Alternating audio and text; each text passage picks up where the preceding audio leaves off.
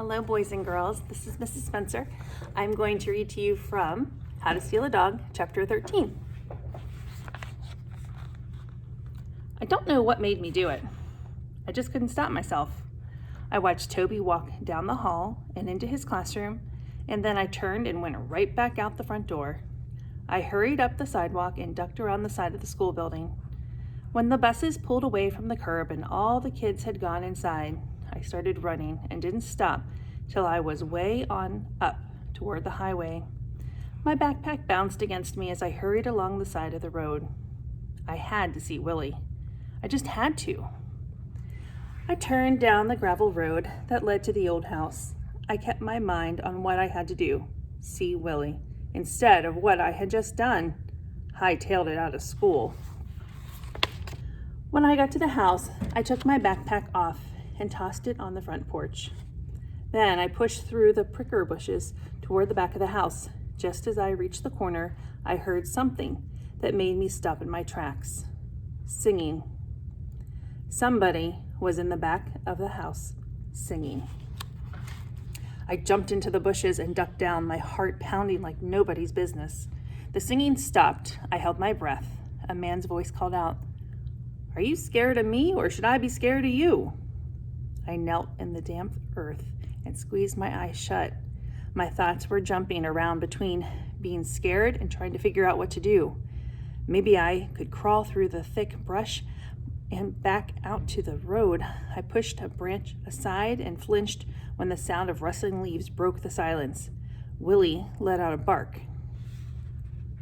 "I ain't scared of a coward who won't even show his face," the man called out toward the bushes. I lifted my head the tiniest bit to peer through the leaves. A man was sitting on a log beside the back porch. I ducked down. I tried to crawl away from the house toward the path of the road, but a tangle of wild blackberry bushes blocked the way. "Is this your dog?" the man called. I scrambled to think what to do. Should I jump up and run? Should I call out something? "Me and this dog are just sitting here sharing sardines," the man said. "You want some?" I pushed some branches down and peered out. Sure enough, there was Willie sitting on the bottom step of the porch, licking a paper plate. The man stood up and walked a few steps in my direction. I ducked back down. "I reckon you and me must think alike," he called toward the bushes. "Never drop your gun to hug a grizzly bear, I always say." I crawled a few feet along the road, trying to get a better view of the man. "But you don't have to worry, 'cause I ain't no grizzly," he said. "You think this little old dog here would eat sardines with a grizzly?" Then, for the second time that day, I just up and did something without thinking. I stood up, pulled the branches aside, and said, "His name is Willie." The man looked in my direction. "Well now, I do declare," he said, "I sure am glad you ain't a grizzly neither." I stepped out of the bushes, and Willie started wagging his tail and kind of prancing with his front legs. The man chuckled. "Now that's some tail wagging if I ever saw it," he said. Part of me was saying, "Georgina, stop what you're doing and get out of here." But I never was too good at listening to my own self, so I just stood there and checked things out. The man had nailed one end of a blue tarp to the side of the house and tied the other end to a tree to make a shelter. A ratty sleeping bag was stretched out on the ground beneath it.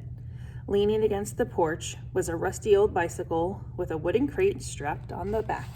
An American flag dangled from the end of a long, skinny pole duct taped to the crate. The man gestured toward the bike. "Easy to park and don't need gas," he said. He grinned, and I caught a glimpse of a shiny gold tooth right in front. When he gave Willie a pat on the head, I noticed he had 2 fingers missing. I'd never seen anybody with 2 fingers missing before. He must have seen me staring at his hand, 'cause he said, "Got in a tussle with a tractor engine one time." He wiggled his 3 fingers at me. "Tractor 1, he said. I blushed and looked away. "My name's Mookie," the man said, tipping his greasy baseball hat. "Mookie?" He grinned again. "Real's name, Malcolm Greenbush, but my mama called me Mookie when I was just a little thing, and I've been Mookie ever since. Oh. You got a name? Georgina, I said. Georgina Hayes. He stuck out that 3-fingered hand of his for me to shake. I confess I didn't feel too good about shaking a 3-fingered hand, but I did it anyways. I don't mean to go prying into your business, Miss Georgina, Mookie said, but how come you got your little dog all holed up here in this old house? Uh-oh. I hadn't been ready for that question. I had to think fast. 'Cause we got a new landlord, and he says we can't have a dog anymore. So my mama's looking for a new place where we can keep a dog. So I'm keeping him here till she finds one, I said. There. That sounded pretty good. Mookie's bushy eyebrows shot up. That's so, he said. Yes, sir. Well, I can tell you that dog was hungry enough to eat the south end of a northbound skunk. I looked at Willie. He sat on the step and pawed the air with one of his little paws. Then he yawned and curled up his little pink tongue. I sat beside him and pulled him onto my lap. I bring him stuff to eat every day, I said. That's so? Something about the way he said that so made me squirm. Except for today, I forgot. Well then, it's a good thing I had them sardines. Mookie gathered up the paper plate and empty cans and put them in a plastic grocery bag. Then he turned to me and said, ain't it? I felt squirmy again. Yes, sir. Seems kind of a shame to keep a little dog like that tied up all the time. I looked down at Willie and ran my hand along his back. You want to run a little bit, fella? I said. His head shot off my lap and he whined. Mookie chuckled. I think that's a yes, he said. I untied the string leash from the back porch and Willie leaped off the steps, jumping up on me and yipping like crazy. I took him around to the gravel road and off we went. Willie looked like he was ready to burst wide open with the pure joy of running. We raced up and down the road a few times till I finally collapsed right there in the dirt, gasping for breath. Willie sat beside me, panting. I don't know which he needed more, Mookie called from the side of the house, them sardines or that run. I pulled Willie onto my lap and put my arm around him. He licked my face, then nudged me with his nose. Mookie strolled out to the road where me and Willie were sitting. He sure is a smart little fella, he said. You had him long? Kind of. 'Cause it's pretty easy to love a dog like that. Or guess it's pretty easy to love a dog like that. Mookie picked up a piece of gravel and hurled it into the trees. A loud thwack echoed through the woods. I bet you miss him a lot, he said. I mean, you know, not having him in that apartment of yours.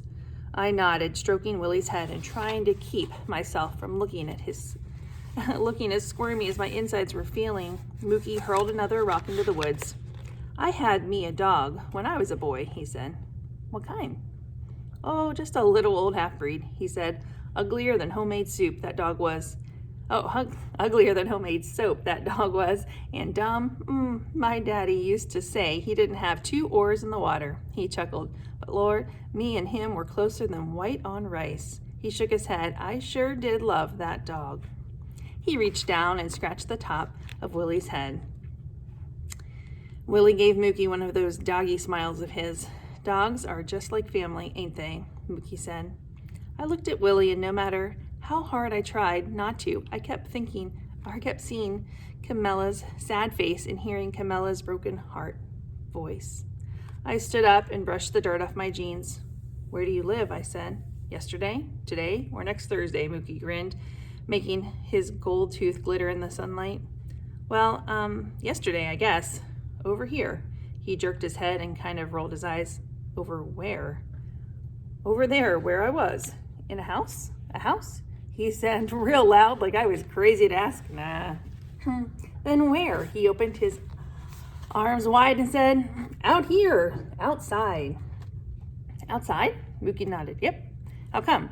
'Cause I don't have to paint the air or tar paper the sky or mop the ground. All I gotta do is breathe. That's stupid, I said. Mookie chuckled. I better go, I said, leading Willie up the path to the back of the house. Mookie followed along behind us, whistling. I took Willie up to the back porch and tied his leash to the doorknob. How long are you staying here? I said.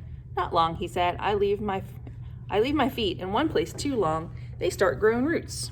Oh. I gave Willie one last pat on the head. Then, bye. I made my way down the rickety steps, and thanks for the sardines. For Willie, I mean. Mookie tipped his hat. My pleasure. As I pushed through the bushes toward the front of the house, I had an uneasy feeling. My worries seemed to be piling up one on top of the other, like bricks on a wall. I waited in the car until it was time to go back to school and get Toby. All afternoon, I tried to concentrate on what I had to do next. I went over my how to steal a dog notes in my head and thought about how good I'd done so far. I had done good, hadn't I? I mean, I found the perfect dog. I'd stolen him. I put him in a good place where he was safe. Now all I had to do was wait for Camilla to get the reward money. I bet by the time me and Toby got over to Camilla's, she'd have the money, and then I could just move on to the last step in my dog stealing plan. Shoot, I bet me and Toby and Mama would be in our nice new apartment just about any day now.